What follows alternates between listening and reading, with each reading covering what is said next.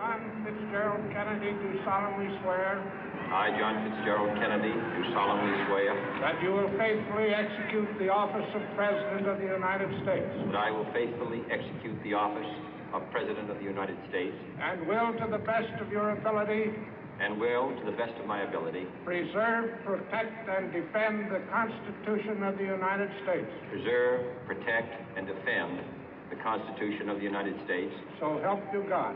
So help me God.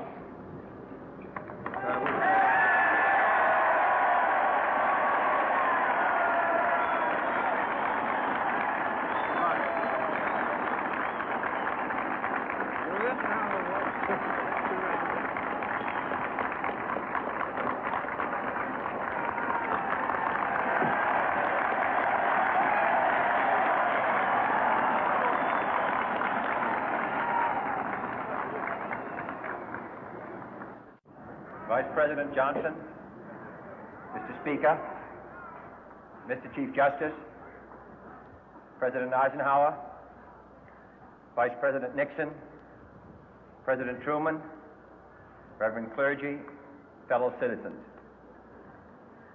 We observe today not a victory of party, but a celebration of freedom, symbolizing an end as well as a beginning, signifying renewal as well as change.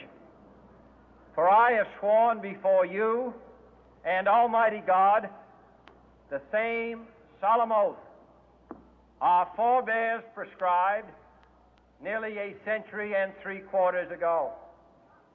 The world is very different now, for man holds in his mortal hands the power to abolish all forms of human poverty and all forms of human life. And yet the same revolutionary beliefs for which our forebears fought are still at issue around the globe. The belief that the rights of man come not from the generosity of the state, but from the hand of God. We dare not forget today that we are the heirs of that first revolution. Let the word go forth from this time and place to friend and foe alike that the torch has been passed to a new generation of Americans born in this century, tempered by war, disciplined by a hard and bitter peace, proud of our ancient heritage, and unwilling to witness or permit the slow undoing of those human rights to which this nation has always been committed and to which we are committed today at home and around the world.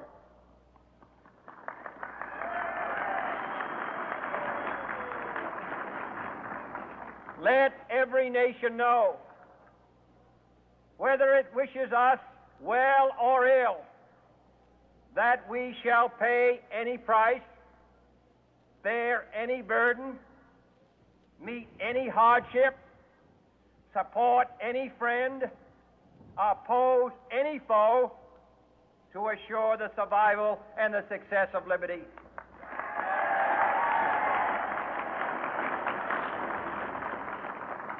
This much we pledge and more.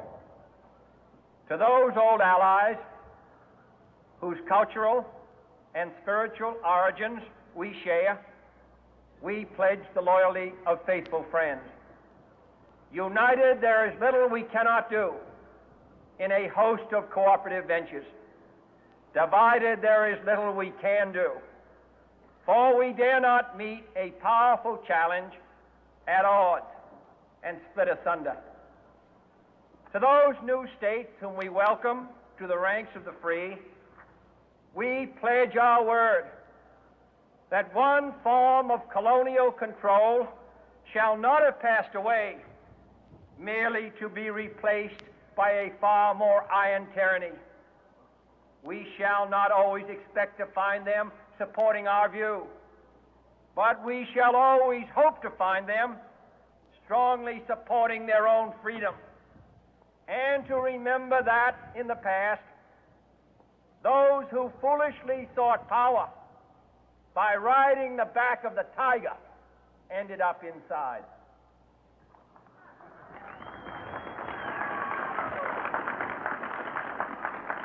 To those people in the huts and villages of half the globe struggling to break the bonds of mass misery, we pledge our best efforts to help them help themselves for whatever period is required, not because the communists may be doing it, not because we seek their votes, but because it is right. If a free society cannot help the many who are poor, it cannot save the few who are rich.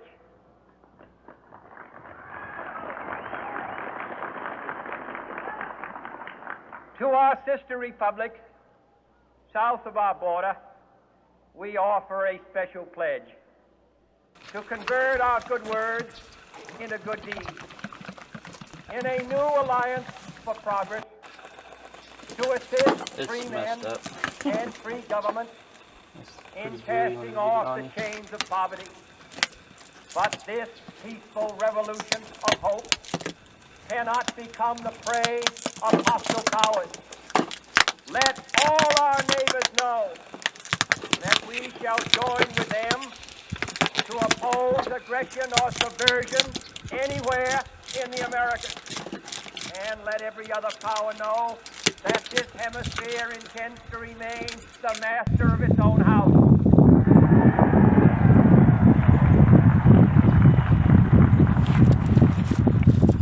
First one we did, it was like a volcano. Mixed a bunch of it. It's just the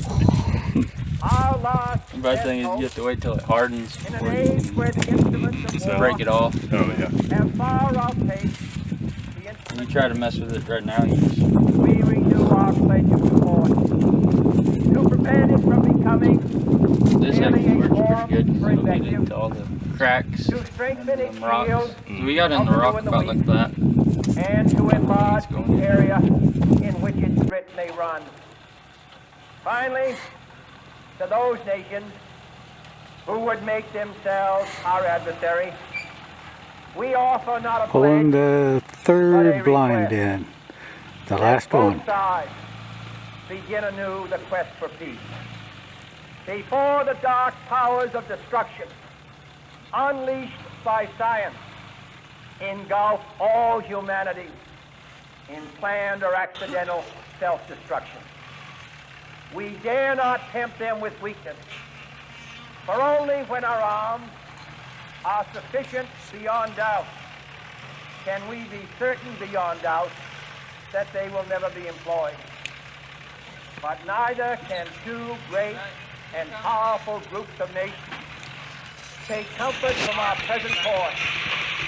Both sides overburdened by the cost of modern weapons, both rightly alarmed by the steady spread of the deadly atom, yet both racing to alter that uncertain balance of terror that stays the hand of mankind's final war. So let us begin anew, remembering on both sides that stability is not a sign of weakness, and sincerity is always subject to truth. Let us never negotiate out of fear, but let us never fear to negotiate.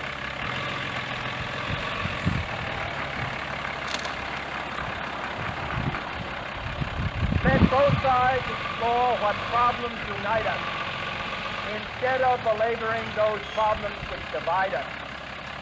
Let both sides, for the Here first she comes, time, blind number 3. formulate serious and precise proposals for the inspection and control of arms, and bring the absolute power to destroy other nations under the absolute control of all nations.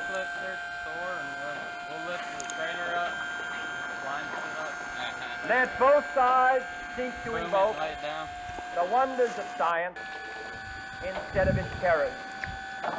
Together, let us explore the stars, conquer the desert, eradicate disease, tap the ocean depths, and encourage the arts and commerce. Let both sides unite to heed in all corners of the earth the command of Isaiah to undo the heavy burdens and let the oppressed go free. And if a beachhead of cooperation may push And there back she the is. jungle of suspicion, That's the way let you both do it. sides join in creating a new endeavor. Not a new balance of power, but a new world.